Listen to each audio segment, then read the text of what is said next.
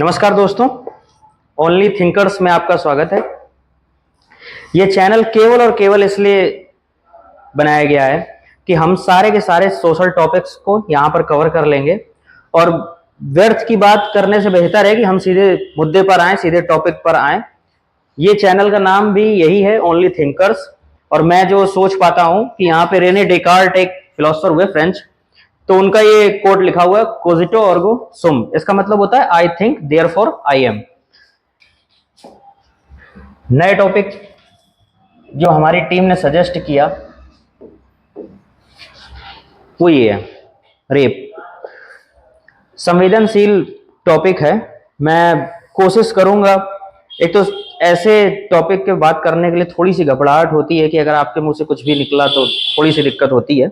Otherwise मैं कोशिश करूंगा कि जो मैं समझ पाया अब तक के जीवन में वो आपको समझाने की कोशिश करूं। और इस टॉपिक को लेने का एक उद्देश्य ये भी है कि समाज में बहुत सारे लोग समझ ही नहीं पाते हैं कि this is a sexual assault, crime है ये।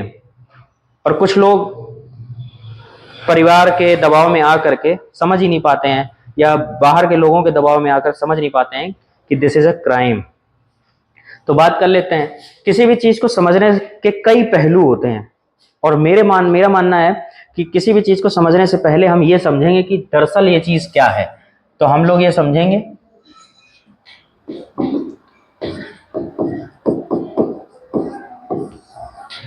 कि रेप दरअसल क्या है, जिसको आप हिंदी में बलात्कार भी बोलते हैं, क्या है।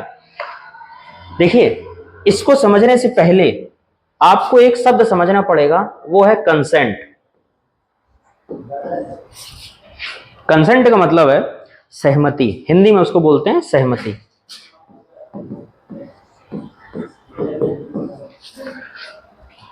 अब इस शब्द का इससे क्या लिंक है वो आपको समझना पड़ेगा। आपको अगर रेप को डिफाइन करना है तो दो चीजों में आपको डिफाइन करना पड़ेगा। नंबर वन, आपको समझना पड़ेगा कि दरअसल सेक्स क्या है और रेप क्या है। कुछ मूल मगज लोगों के देखा है, एक मानसिकता उनके अंदर रहती है कि इन दोनों में कोई अंतर नहीं कर पाते हैं, क्राइम करने के बाद भी नहीं कर पाते हैं। ये एक बड़ी दिक्कत की बात है। आपको समझना पड़ेगा कि अगर विथ कंसेंट है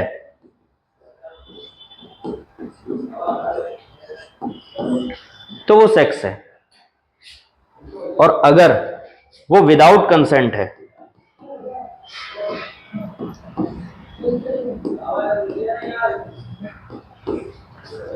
तो फिर वो रेप है। हमारी बात केवल यहां से स्टार्ट होगी और यहीं समझेंगे। तो हमने ये समझ लिया कि दरअसल रेप आप किसको बोलेंगे, जिसको आप हिंदी में यौन दुराचार बोलते हैं। अगर दो लोगों में सहमति नहीं है, किसी ने जबरदस्ती उनके साथ यौन संबंध बनाने की कोशिश की है, तो वो रेप है।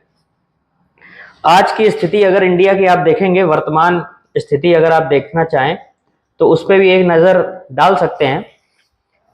भारत में एक संस्था है NCRB, national crime record bureau, जो इस तरह के जो अपराध हैं उनका एक ब्यौरा तैयार करती है। उसके अकॉर्डिंग अगर आप बात करें तो तकरीबन 80 रेप पर डे इंडिया में होते हैं। 80 रेप पर डे। ये उस देश की बात चल रही है जहां लोग बोल रहे हैं कि सारे जहां से अच्छा हिंदुस्तान हमारा, और उसमें क्या हो रहा है, 80 रेप पर डे। इसका मोटा मोटा मतलब अगर आप 24 घंटे से निकालेंगे तो तकरीबन अगर आप एक रेप का एक रेशियो निकालें तो 1 रेप पर 18 मिनट, यानी 18 मिनट में, हर 18 मिनट में एक रेप हो रहा है। और अगर आप पूरे साल का निकाल लें तो ये तो और चौंकाने वाली चीज है कि तकरीबन अगर हम बात करें तो 30,000 रेप पर ईयर। ये आंकड़े, हो सकता है कि ये आंकड़े झूठ हो सकता है सच भी हो, लेकिन आपको ये समझना पड़ेगा कि अगर ऐसे आंकड़े निकल करके आ रहे हैं, ऐसा डेटा निकल के आ रहा है, तो इसका मतलब है कि हम किस तरफ जा रहे हैं, इस सोसाइटी को किस तरफ लेकर के जा रहे हैं। ये तो हो गया वर्तमान में जो आप समझ पा रहे हैं। इनमें सबसे खास बात यह है कि इनमें से 90% रेप के मामले वो हैं जिनमें या तो घर के लोग या परिवार के लोग या पास पड़ोस के लोग, दोस्त, वो सारे लोग इन्वॉल्व हैं। और आप समझ सकते हैं कि आपकी बात और समाज की बात में समाज जीत जाता है। एक लड़की के साथ अगर ऐसा हो जाए तो कितने तंत्र एक्टिव हो जाते हैं कि वो थाने तक ना जा पाए, वो पुलिस चौकी तक ना जा पाए, अपनी बात ना कह पाए। उसकी बात को दबाने के लिए इतने तंत्र आपस में ही, इसी सोसाइटी के वो सारे सिस्टम एक्टिव हो जाते हैं, अचानक से सारे के सारे उस पर दबाव डालते हैं।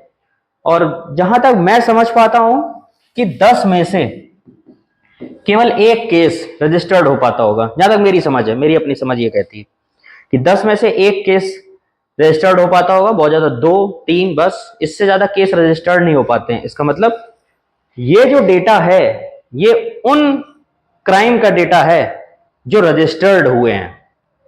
जो कभी रजिस्टर्ड हुए ही नहीं, उन क्राइम का आप अंदाजा भी नहीं लगा सकते। और उनमें भी आप समझ लीजिए कि 90% से ऊपर उन लोगों ने ये सब काम किया है जो या तो दोस्त थे आपके, या पास पड़ोस के थे, रिश्तेदार थे, घर के लोग थे। इस तरीके के क्राइम पास पड़ोस में ही हो रहा है, आपके आसपास की दुनिया में ही हो रहा है।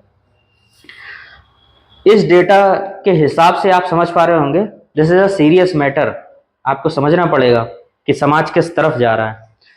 इस देश में एक तरफ जब आप नवदुर्गा वाला जो सीजन आता है, नवमी आती है, उसमें बोला जाता है कि यत्र नार्यस्ति पूज्यन्ते रमन्ते तत्र देवता। इसका मतलब कि जहां स्त्रियों की पूजा होती है वहां देवता निवास करते हैं। ये जिस देश में ये बोला जा रहा है उसी देश का डेटा है ये। और आपको ये तो फिर दिखेगा ही ना, बहुत सारे लोग, बहुत सारी चीजें पेपर में भी आती हैं। आप पेपर को भी अगर आप झूठ मान लेंगे, लेकिन आस पड़ोस को या सुनने वाली चीजों को आप झूठ कैसे मानेंगे, कितना मानेंगे? अगर इन सब के बाद में भी तो आपके मन में होता ही होगा कि यार ये रोकें कैसे। रोकने के लिए बहुत सारे देशों ने भी कुछ कर रखा है, बहुत सारे सिस्टम बनाए हुए हैं, कानून बनाए हुए हैं। अब हमारे यहाँ भी ये कानून है, लेकिन हमारे यहाँ जो कानून है उस पर हम लोग थोड़ा सा बात कर लेंगे कि कैसे रोकथाम इसकी करेंगे, हम लोग कैसे रोकथाम करेंगे। मुझे लगता है रोकथाम से पहले हमको ये समझ लेना चाहिए कि क्यों हो रहा है रेप। अगर आप ये बात करें कि रेप दरअसल क्यों हो रहा है,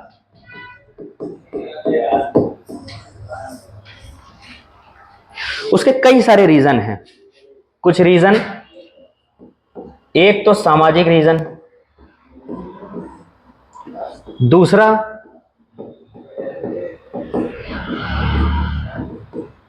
मनोवैज्ञानिक रीजन। अगर आप सामाजिक रीजन की बात करें तो समाज में जो पितृसत्ता है, इनमें इनके राज बड़े गहरे छुपे हुए हैं।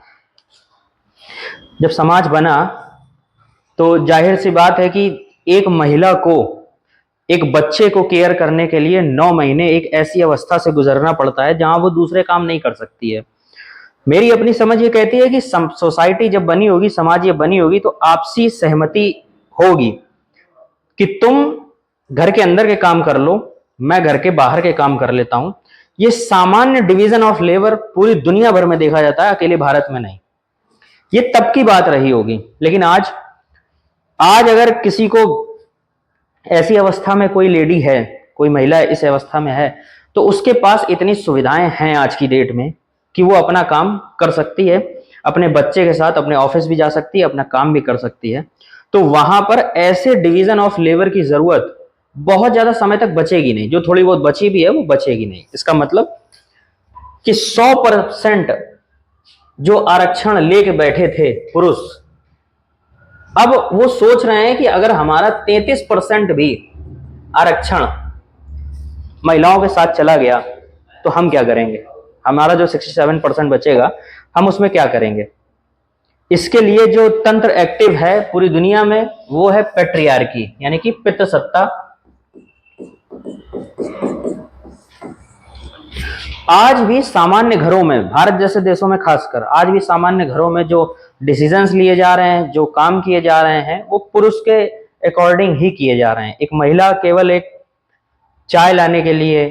आज की फिल्में भी देखिए, पुरुष काम कर रहे हैं और महिला पकौड़े और चाय लेके आ रही है। ये जो मानसिकता है, इसको चेंज करना पड़ेगा। और अगर आप इसको नहीं चेंज कर पा रहे हैं तो आने वाले टाइम पे ऐसे क्राइम बढ़ने की संभावना ज्यादा बढ़ जाती है, कम तो नहीं हो पाएगा। पितृसत्ता में एक बड़ी खराब सी चीज आती है कि शक्ति। एक चीज और समझ लीजिए, मनोविज्ञान में कहा जाता है कि दुनिया में दो चीजें जीवन में आदमी को चाहिए ही चाहिए, या तीन चाहिए।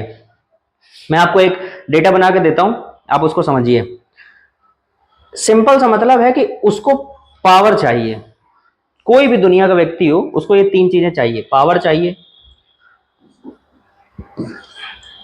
पैसा चाहिए, पैसे को आप रुपीस लिख लीजिए, ये पावर हो गया, और उसको रेस्पेक्ट भी चाहिए।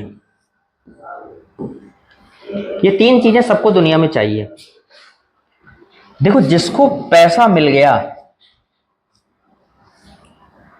जिसको पावर मिल गई, जिसको रुपीस मिल गया, जिसको रेस्पेक्ट मिल गया, वो जीवन में बहुत बड़ी क्रांति कर देगा ऐसा है नहीं। क्रांति कौन मचाएगा? कि जिसके पास पावर है, बेचारे के पास पैसा नहीं है, सम्मान है। या कोई ऐसा हो सकता है कि पावर है, पैसा भी है, सम्मान नहीं है। या कोई ऐसा हो सकता है कि पैसा है, सम्मान है, पावर नहीं है। ऐसे कई सारे फैक्टर हो सकते हैं। हमारा काम ये समझना नहीं है, हम केवल एक, मैंने आपको एग्जांपल दिया कि ऐसे भिन्न भिन्न टाइप के लोग इस समाज में होते हैं। ये होगा सामाजिक कारण। मनोवैज्ञानिक कारण वो कारण है, ये जो मनोवैज्ञानिक कारण की अगर आप बात करेंगे तो बच्चे की जो पालन पोषण हो रहा है, जो पेरेंटिंग उसकी हो रही है, उसमें बड़े गहरे राज छुपे हुए हैं। आप उसको समझिए। एक मेल की पेरेंटिंग और एक फीमेल की पेरेंटिंग में जमीन आसमान का अंतर है।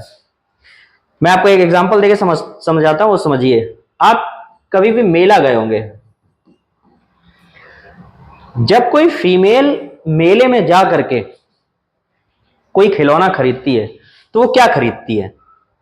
वो खरीदती है चक्की, वो खरीदती है चूल्हा, इसका मतलब, या वो चूड़ी खरीद लेती है। इस तरीके के खिलौने आप उस बच्चे को ही दिलवा रहे हैं, आपके पेरेंट्स ही दिलवा रहे हैं। क्यों दिलवा रहे हैं?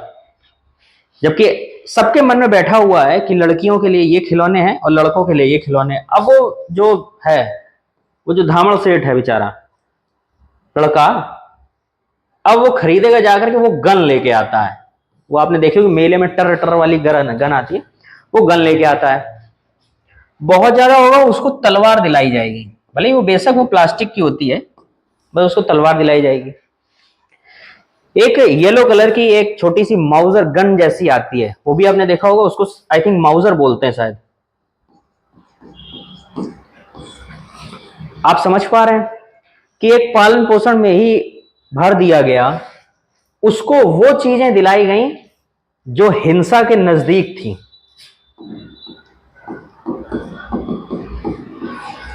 और इस लड़की को वो चीजें दिलाई गई जो घर के काम में आ रही हैं। इसका मतलब पहले से ही दिमाग में ऐसा भूसा भर दो कि तुमको घर के काम करने हैं और वो तो राजा बेटा है। आपकी मदर, आपकी जो माता जी हैं, कहानियां भी हमारे यहाँ बच्चों में ऐसी सुनाई जाती है, एक राजा था, उसके तीन रानी थी। जबकि सही बात यह है कि कभी किसी ने यह कहानी नहीं सुनाई कि एक रानी थी, उसके तीन राजा थे। ऐसा किसी ने सुनाया। हर व्यक्ति केवल ये कहानी सुनाने में लगा हुआ है कि एक राजा था, उसके तीन रानी थी। वो लड़का जीवन में ये कहानी सुन के कहां जाएगा?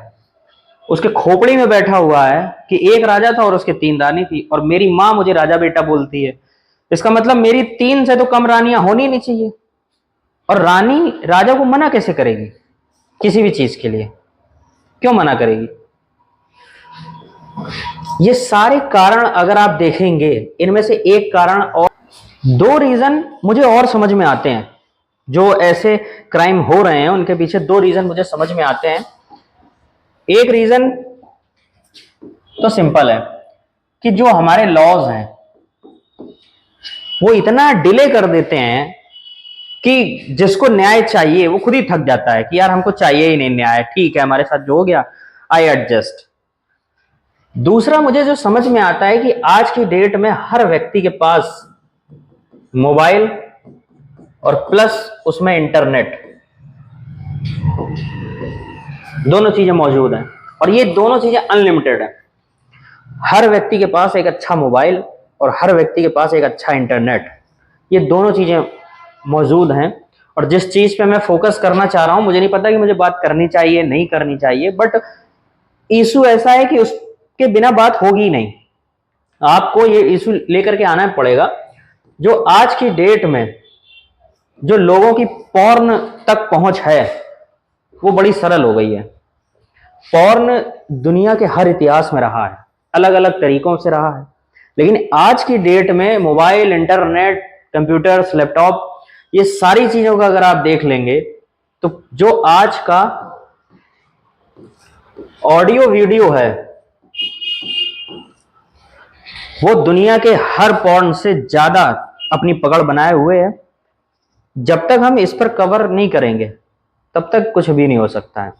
और ये वो कुंठाएं जो लोगों के मन में दबी रह जाती हैं किसी को देख के, वो सारी कुंठाएं इतनी तेजी से जागृत करता है कि बस कुछ कर दो, भले ही बाद में रिजल्ट कैसा आए, उसको जीवन भर पछतावा होता रहे कि मैंने एक क्षणिक आवेश में आकर के ऐसा काम कर दिया। तो ये चीज सोचनी पड़ेगी हमको। ये एक्सेस आज की डेट में 10-12 साल, 13 साल, 14 साल से ही बच्चों को मिल जाता है इंटरनेट का एक्सेस, जिस पर सरकार से लेकर के घर तक सबको काम करना पड़ेगा।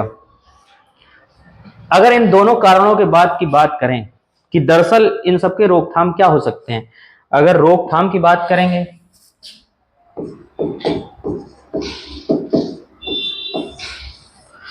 रोकथाम में दो पहलू हम लोग देख लेंगे कि दरअसल हमारे देश में क्या कानून है और बाहर के देशों में क्या कानून है। ठीक है,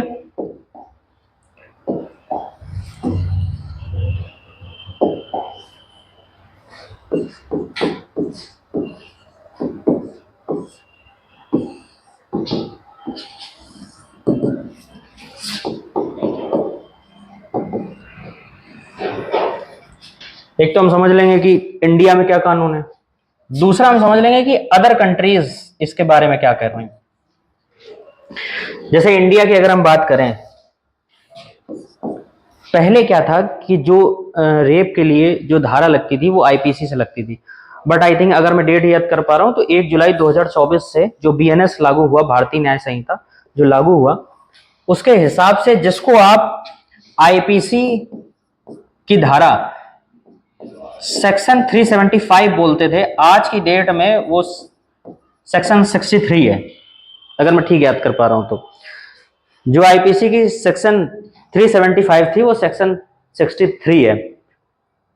इसके बाद में जो आपका सेक्शन 64 आता है, इसमें इस कानून के लिए सेक्शन 64 में सजा का प्रावधान है और 10 साल से लेकर के तकरीबन अलग अलग तरीके से 10 साल से लेकर के आजीवन कारावास तक की बात इसमें कही गई है। अगर आप 69 की बात करें,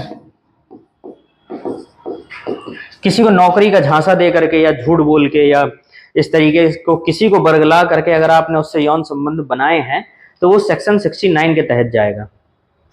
उसके बाद में अगर आप 70 की बात करें, जो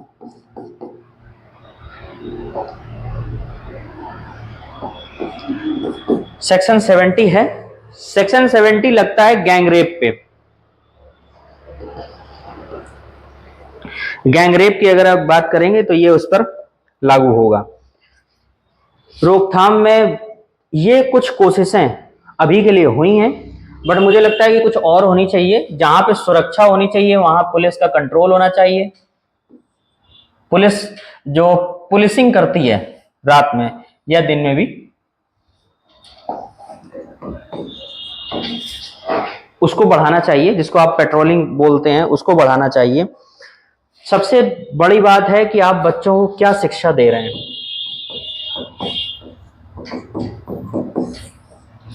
मेरी अपनी समझ ये कहती है कि जब इन चीज़ों की शुरुआत हो तो आपके बच्चे ये खुद भी समझ जाएं। और ये चीज़ें केवल और केवल यौन संबंध तक नहीं लागू होती हैं, इनमें हिंसा तक बात चली जाती है, अंग भंग की भी बात चली जाती है। तो आपको ये समझाना पड़ेगा। दो तरीके के टच होते हैं। अगर आप बच्चों को ये समझाना चाह रहे हैं कि बेटा टच देखो, बच्चों को जागरूक करिए कि बैड टच क्या है और गुड टच क्या है, ये आपको बताना पड़ेगा। इन सब रोकथामों में अगर हम इंडिया की बात करें, ये लाख कोशिश कर लीजिए, जब तक खोपड़ी का जो एंटीना है ना, अगर वो नहीं चेंज होगा तो आप कितने भी कानून बना लीजिए, इनमें से एक भी केस को आप रोक नहीं पाएंगे। ये होते रहेंगे और जो स्थिति समाज की है उनमें चीजें बढ़ती ही चली जाएंगी। उसके लिए सबसे, जो मेरी अपनी समझ ये कहती है, सबसे ज्यादा जरूरी है वो है सोशल थिंकिंग।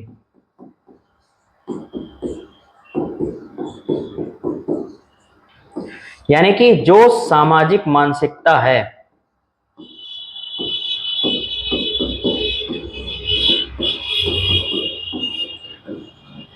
उसको चेंज करना पड़ेगा। और जब आप उस सोशल थिंकिंग को चेंज करेंगे, उससे घर की सोच चेंज होगी। जब आप घर की सोच चेंज करेंगे तो आपके गली मोहल्ले की सोच चेंज होगी। उसकी सोच चेंज करेंगे तो एक अच्छा समाज, एक अच्छा देश हम बना पाएंगे। और हम सबकी जिम्मेदारी है कि अच्छा देश बनाने की हम सबकी जिम्मेदारी है, क्योंकि हम सब छोटा छोटा हिंदुस्तान हम सब हैं, इसीलिए मिल करके इतना बड़ा देश बना है। हम सबकी जिम्मेदारी है कि हम अपने अपने हिस्से का हिंदुस्तान की जो मानसिकता है उसको ठीक करें। ये हम सबकी जिम्मेदारी है। अगर आप अदर कंट्रीज में अगर आप देखना चाहें, जैसे आप सऊदी अरब की बात बहुत सुनते होंगे। सऊदी अरब, यहां पर बी हेडिंग की तुरंत सजा है। बी हेडिंग, बी हेडिंग का मतलब होता है कि सिर कलम कर देना तुरंत। रेप का कोई क्राइम हुआ, उसका सिर कलम कर दिया जाएगा। ठीक। अगर आप चीन की बात करेंगे, चीन में भी डेथ पेनल्टी है। डेथ पेनल्टी के बाद में किसी किसी केस में कास्ट्रेशन की भी सजा हो जाती है। कास्ट्रेशन का मतलब होता है किसी को नपुंसक बना देना, ये कास्ट्रेशन का मतलब है। तो ये भी है। अब जैसे एक अफगानिस्तान है, वहां सिर में गोली मार दी जाती है। ऐसा है कि नहीं मुझे नहीं पता। ऐसे देशों में जो मेरी जानकारी है वो यही है कि यहाँ पर सिर कलम कर दिया जाता है, यहाँ पर डेथ पेनल्टी है, अदरवाइज कास्ट्रेशन है। उसके बाद में ईरान की अगर बात करें, जहां अभी युद्ध भी हो रहा है, ईरान की बात करें तो यहां सार्वजनिक रूप से फांसी की सजा दे दी जाती है। यानी सार्वजनिक रूप से आप उसको फांसी दे दीजिए, काम खत्म। अमेरिका जैसे देशों में आपका आजीवन कारावास है। कनाडा जैसे देशों में आजीवन कारावास है। इस तरीके से अलग अलग देशों में अलग अलग चीजें निकल करके आती हैं। ये आप कुछ दूसरे देशों से आप ठीक से समझ सकते हैं। अपने देश को एक कंपेयर कर सकते हैं कि हमारे देश में इन चीजों का क्या है, इन चीजों के लिए क्या कानून है और दूसरे देशों में क्या है। इस पूरे वीडियो के तहत जिस चीज का नाम मैंने नहीं लिया वो केवल एक ही चीज है, और वो मैं सवाल छोड़ के जाता हूं। अगर आपके कमेंट आएंगे तो नेक्स्ट वीडियो उसी पर होगा। हम लोग बात कर रहे थे दरअसल रेप की। रेप में एक टाइप है,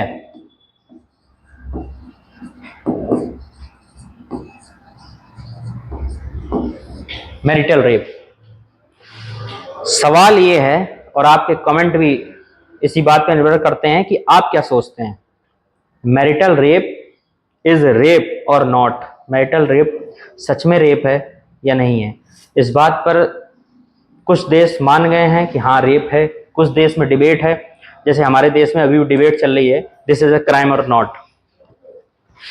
मैं क्वेश्चन मार्क छोड़ता हूं और आपके कमेंट का वेट करूंगा कि आप इस बारे में क्या सोचते हैं। इससे हमको आगे के वीडियो बनाने में मदद मिलेगी। धन्यवाद।